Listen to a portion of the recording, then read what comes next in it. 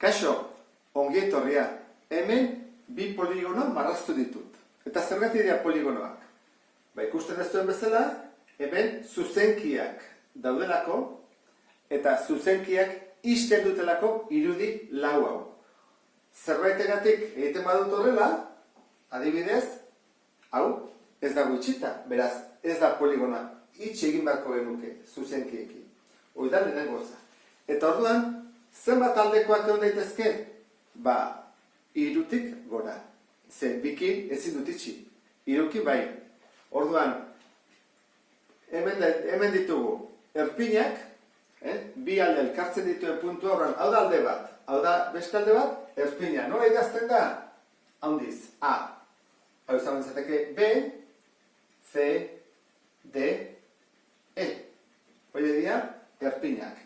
Eta aldeak nola izendatzen dira? Txikiz. Orduan, hau izan bezateke A, hau B, C, D, eta E. Orduan, hau ekola izan da, fataz ezkigu, barruko angeluak. Nola izendatzen dira? Hau balde bada erpina, A, bere angelua izango da, A, irudiarekin. Angelua esan ez. Eta honek, izan bezateke, B, irudiarekin. C, D, eta E. C, D, eta E. Bestetik, diagonalak. Diagonalak marrazteko, egin baditugu, ondoz ondokoak ez diren erpinak lotu. Zuzenki bidez. Orduan, honek zenbat izango dituzke? Batez, era ez, honea bai, bat, bi. Bi diagonal. Hemendik hasita, beste bi. Bat, eta bi. Eta hemendik hasita, fatez eguna. Orduan, bakoitzetik bi ate bat dute. Bi. Zenbat marraztu ditut? Bost diagonal. Orduan, hortarako formula batzuk badaude, diagonalarentzat eta barruko angeluarentzat, gero aurrerago azalduko ditudanak. Gero, bestetik, ulertu behar da zer den poligono ganbila eta zer den poligono aurra. Poligono ganbila izateko, angelu guztiek 180 gradu baino gutxiago izan badute, adibidez, honek bezala.